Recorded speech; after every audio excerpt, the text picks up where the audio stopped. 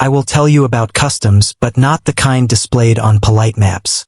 I will tell you about the customs of pirates that were not merely violent, but warped, ritualized, and performed like private theater in locked cabins and midnight beaches. I will tell you about the conspiracies that permitted those customs to flourish, and the careful lies that hid them behind flags, charters, and the laughter of drunk men who believed no ledger could remember what the sea forgot. Begin with the ruins. After the great earthquake of 1692, Port Royal groaned like a struck bell. Half the city slipped into the sea. Divers swore they could hear doors creaking under the water, as if taverns still opened for customers made of silt. In that drowned silence, a chest was found. It was not gold. It was a box of parchment, wrapped in oilcloth and whale sinew, stamped with a merchant's seal and the faint scratch of a cross.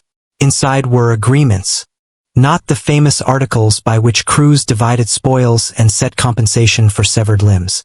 These agreements were older, blacker. They described arrangements for what the writers called companionship and what the witnesses whispered was ownership, the pairing of bodies and the trade of them, the turning of hunger into entertainment and entertainment into coin. You will say this is not new, that all empires had such things. But these papers linked sea to shore with a clarity that history seldom grants. There were signatures from ship surgeons, from brewmasters, from colonial clerks who swore they only kept accounts and never saw the rooms that their entries furnished. There were lists titled in an elegant European hand. Favors rendered at anchor, protections granted during shore leave, ceremonies performed in which a crewman was bound to another crewman as a brother in all matters of life and death, property and bed. The word printed for these bonds was foreign, lifted from an island tongue but sharpened in French mouths. It meant sharing. It meant a bargain made in rum and blood. It meant that the pirate world, so loudly devoted to freedom, had its own private chains. Let me step back. Buccaneers, privateers, raiders upon the Spanish Main, men and women who burned their pasts and made new names like clothes cut from stolen sailcloth. Their public customs are known. They voted. They divided loot with mathematical fairness. They compensated the wounded at set rates, a hand for so much, an eye for so much. They drank as if every dawn would be the last. That is the bright side that adventure tales enjoy. The darker side is more intricate and more deliberate because it had help. Help from the shore. I found, in a colonial governor's correspondence, a curious order. He wrote that certain crews would be permitted to dock after sunset without inspection, that their cargo would pass directly to a warehouse owned by a planter who had once been the governor's hunting companion. Those lines were redacted in the official copy, but the ink was thin and the light was kind. Beneath the polite order lay a list of names, and beside each name a mark. Those marks matched the marks in the Port Royal chest. You begin to see, as I did, the outline of a circuit. Crews brought not only silver and cacao and hides.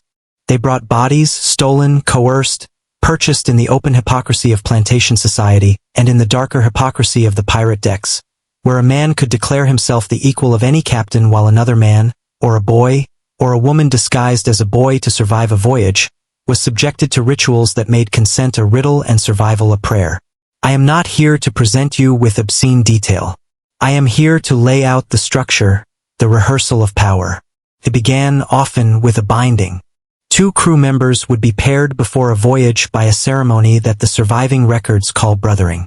Some scholars argue this was a practical alliance for property and battlefield loyalty.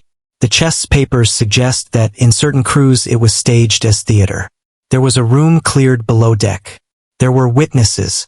There were trophies on the wall, little tokens taken from enemies or from unwilling visitors to the ship. There was a captain who presided like a priest and sometimes a priest who had decided that his vocation could be purchased like any other cargo. With chains of braided cord and cups of spiced rum, with a dagger whose hilt had been kissed by too many mouths, 2 men were joined. The journals describe it as a union of wills. The margins, colored later by a disillusioned quartermaster, call it something else. Here is the first conspiracy. Colonial officials pretended that such rights, if they knew of them, were the private excesses of a lawless class. The papers prove that those officials took gifts to ignore them when they took place within certain circles. A list of taverns in Nassau and Tortuga show symbols beside their names. The symbols match the seals of 3 governors. Those taverns were safe houses for crews who carried the right favors. They were theaters where the rites could be performed on land, with new recruits taught that refusal meant exclusion, and exclusion meant starvation. The tavern keepers were paid to provide rooms with locks and instruments that the papers describe only by function, not shape. The land and the sea worked together. The spectacle continued because the colony liked the coin that followed it. There is a second conspiracy, and this one breathes harder. It concerns a practice called false lighting.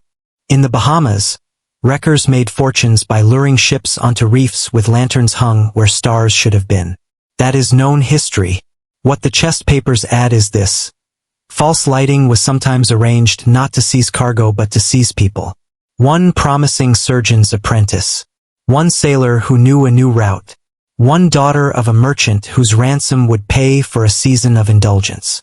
The conspirators were a triangle. On one angle, the crew that wanted a person.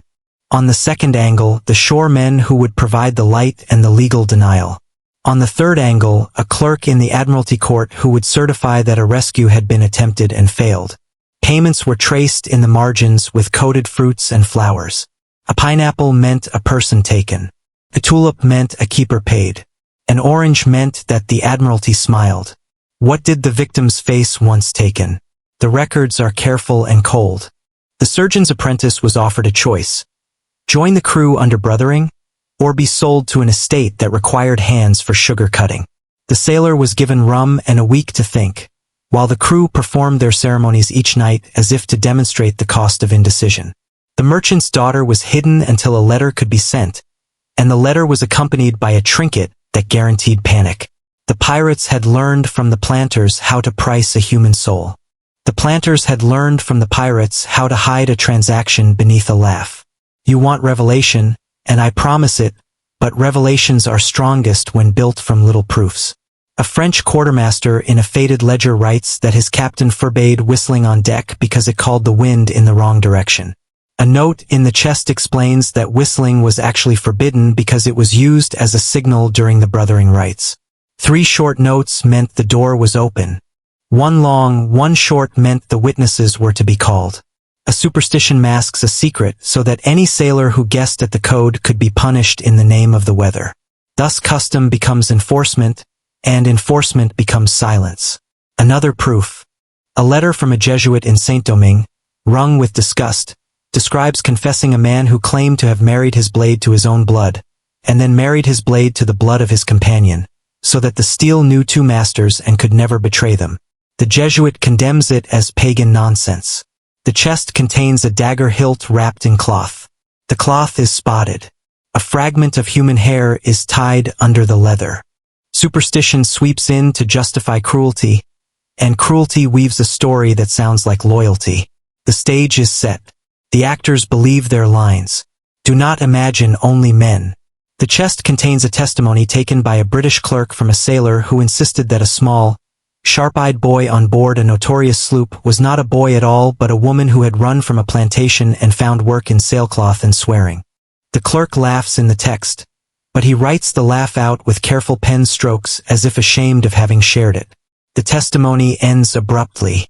A symbol follows. It is the same tulip that marks an Admiralty payment. The conspirators did not like witnesses with long memories, or with wider sympathies. I am patient. I will be thorough.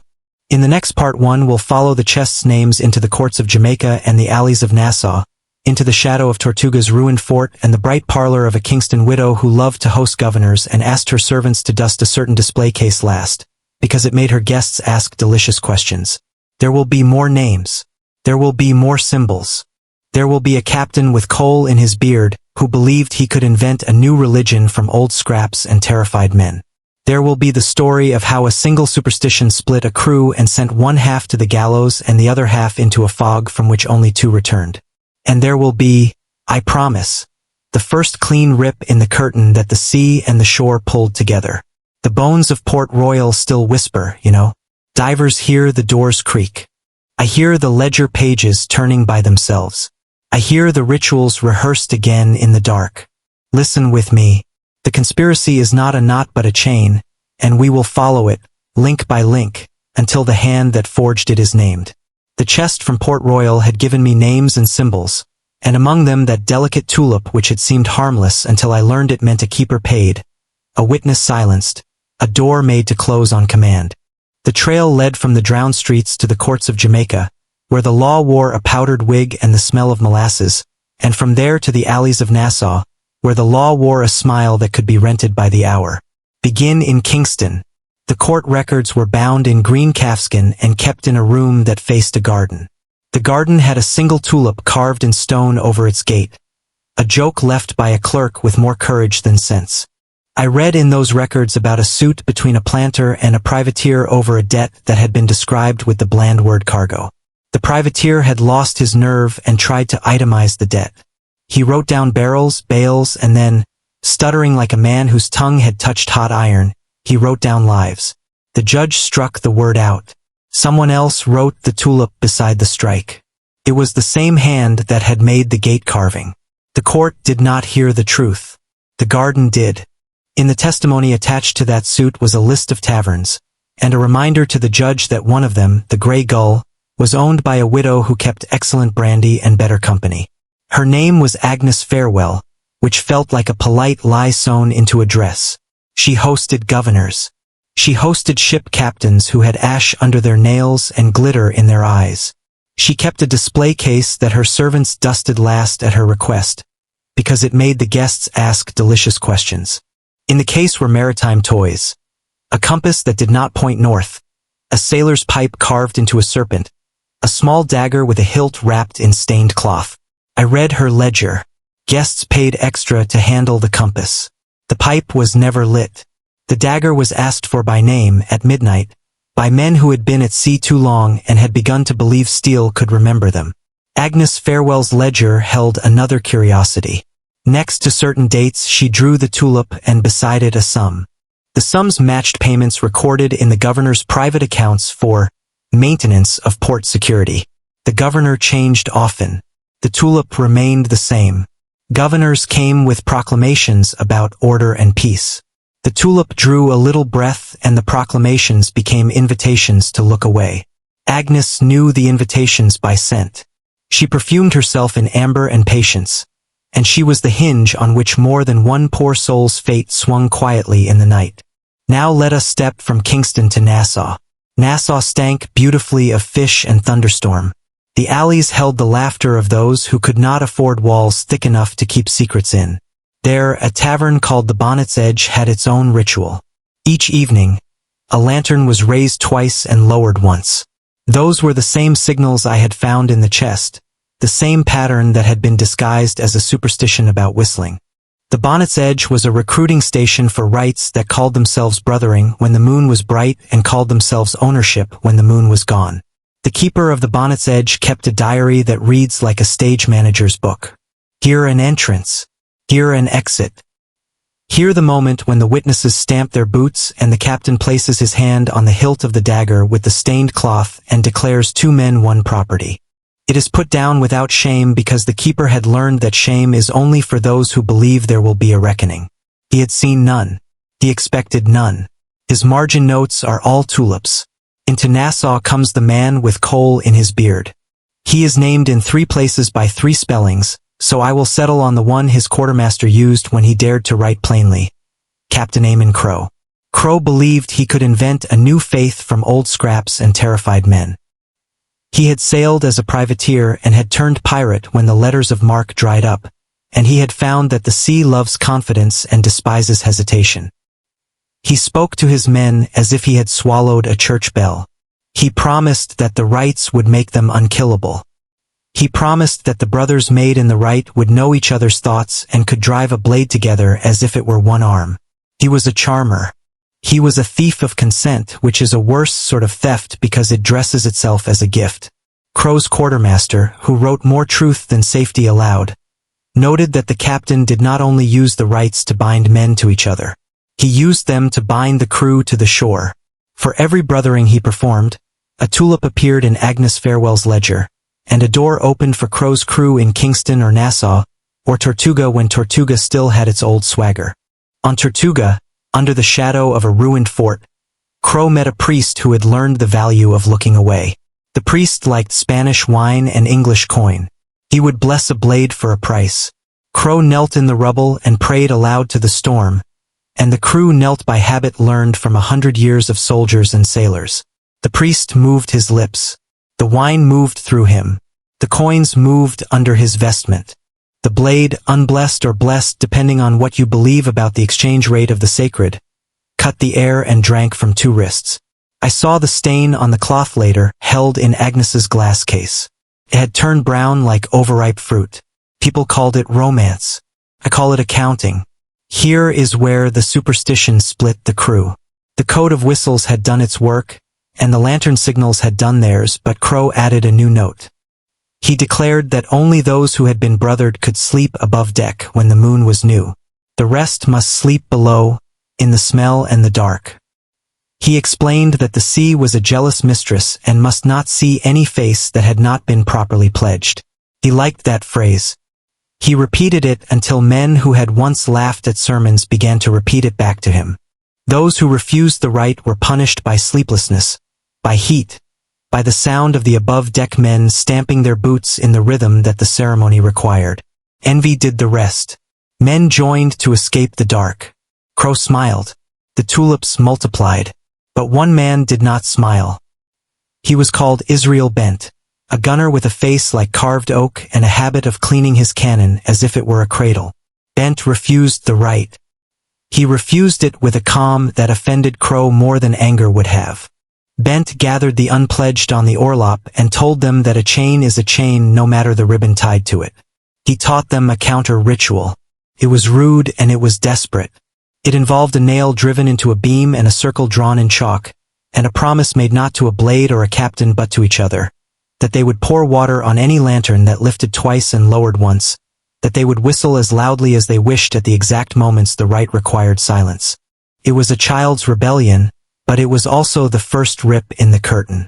On a night so black that the horizon was a line of imagined ink, the ship sailed into fog. The lantern went up twice and down once, and the witnesses gathered, and the blade waited for skin. Bent and his quiet rebels poured their buckets and gathered their breath. They stomped. They whistled. They turned the deck into a storm of false signals. The sea seemed to like it. The wind changed. The ship yawed. A mast line snapped. A witness slipped and cracked a knee. The rite fell apart like a poorly tied knot. Crow's voice rose and then broke. He ordered punishment at dawn. He promised that the jealous mistress would take a price. Dawn did not come clean. A cutter appeared from the fog, and on it the flag of a governor who had learned to smell opportunity. The cutter's captain had been tipped by a tulip-bearer that a certain ship would be vulnerable on a certain night, because the rites made men careless when they believed themselves protected. The tip came from the same clerk who had carved the stone tulip in Kingston. He had decided that his joke was not enough, that perhaps a little justice could be smuggled across the water inside a lie. The cutter fired warning shots. Crow cursed. Bent smiled without joy. The crew split along the chalk line they had drawn in secret. Some ran to the guns. Some ran to the hatches. Some stood frozen, their minds still tangled in Crow's new religion. 2 men jumped overboard and were taken by the fog as if by a careful hand. Only 2 returned from that encounter in any meaningful sense. One was Israel Bent, who survived the cutter's broadside, survived the melee, and survived the court that followed because he had kept a notebook under his mattress and the notebook held tulips and names and dates. He placed it on the table like a sailor places a dead fish and dares the cook to make a meal. The other survivor was Agnes Farewell, who did not set foot on the deck but felt the rip travel through her ledgers and into her bones. She removed the dagger from the display case and wrapped it in cloth without stains, and she sent it away with a servant who never returned. The tulips in her accounts thinned. The governor who had smiled at her parties smiled less often. This is only the first clean tear in the curtain. Through it I see the governor's private correspondence, a frantic bouquet of apologies and threats. Through it I see a Jesuit writing a sermon about false sacraments. Through it I see a map with lantern marks rubbed out with a thumb. The conspiracy is still a chain, but a link has been weakened by chalk, by water, by the stupid bravery of men who were too tired to keep sleeping in the dark. In the next part, I will walk you into the courts where the cutter's captain told his self-serving truth, into the cell where Israel Bent turned a nail and a circle into a gospel of no, and into a plantation house where a tulip bloomed in a vase while the lady of the house did not look at her own display case, because she had begun, at last, to feel watched by it. I remain your narrator, the patient archivist of shadows, walking now into the courts of Jamaica where the smell of ink was as thick as the smell of sweat, and where every truth was draped in enough fabric to look like a lie. The trial that followed the cutter's ambush of Captain Amon Crow's ship was meant to be a display of colonial justice, a way for the governor to prove that law ruled the Caribbean and not the tide. But trials are theaters, and in this theater the actors wore powdered wigs, the props were ledgers, and the script was written in a language of omission. The courtroom was narrow, its windows shuttered to keep the heat out and the sound in. The first witness was the cutter's captain, a man with a jaw like an anchor, and the confidence of someone who knows the governor owes him a favor. He spoke of Crow as a monster, of his crew as criminals beyond redemption, of the rights as witchcraft imported from the very mouth of hell.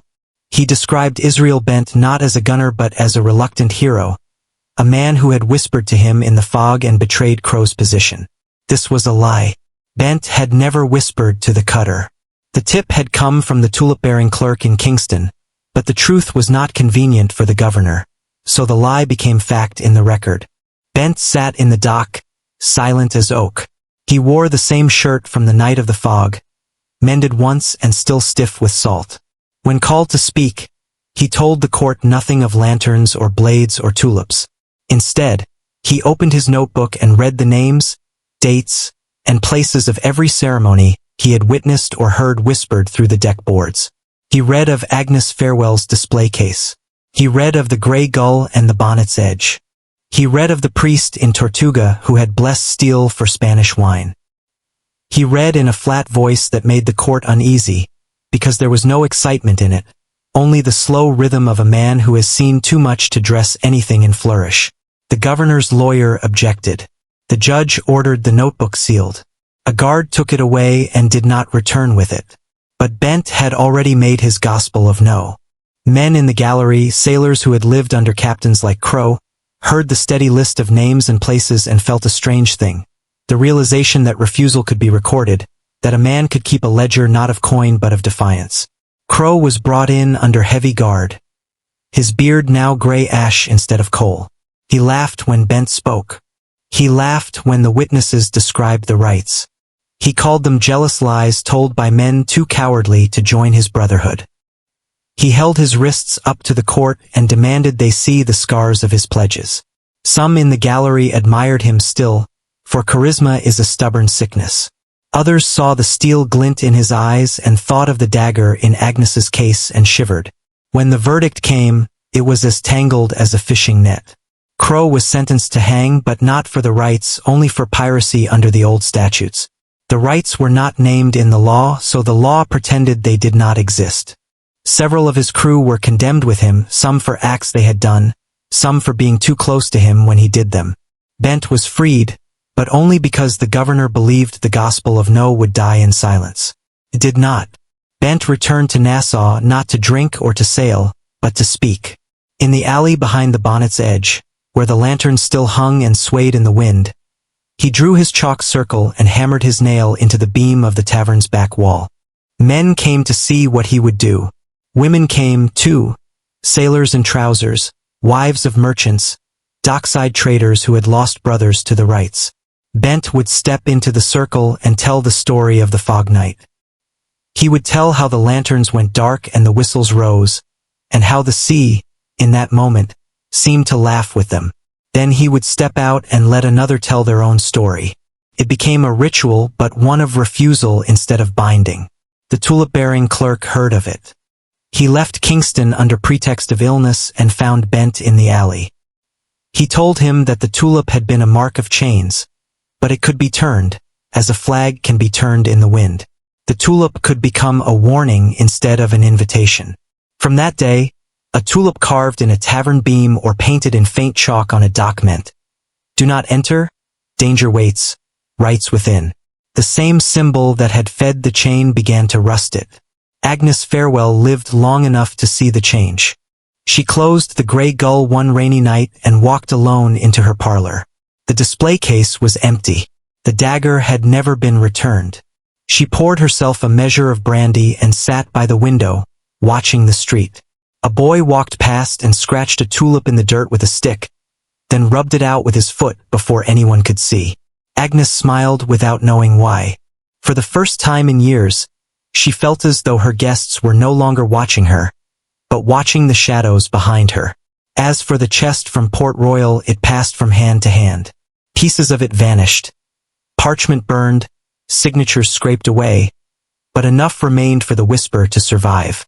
In the plantations, in the ports, in the holds of ships, men and women began to hear of the gospel of no, and of the fog night when lanterns fell dark and the jealous mistress lost her grip. Crow swung from the gallows on a morning bright enough to hurt the eyes. He died smiling, as if he believed his brotherhood would outlive him. But the crowd was quiet, and in the silence I imagined the creak of the drowned doors of Port Royal, the slow turning of ledger pages, the sound of chalk scratching a tulip onto a beam. The Caribbean did not become gentle after that.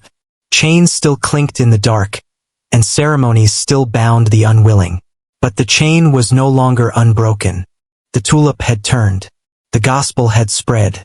And in the humid nights when the fog rose too high for comfort, some captains found their lanterns quenched, their boots mocked by a chorus of whistles, and their power loosened, link by link, until the sea swallowed it whole.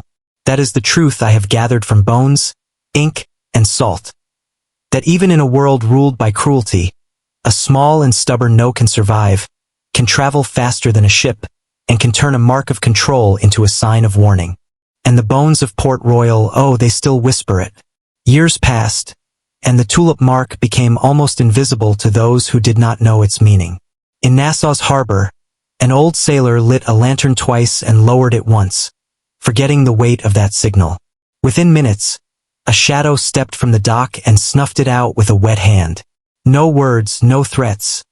Just the mark of a tulip scratched into the damp wood where the lantern had hung. Crow's brotherhood was gone, but the sea kept its memory like a scar. Some chains had broken, others waited, and in the silence after the last hiss of the quenched flame, the Caribbean seemed to breathe easier for a while.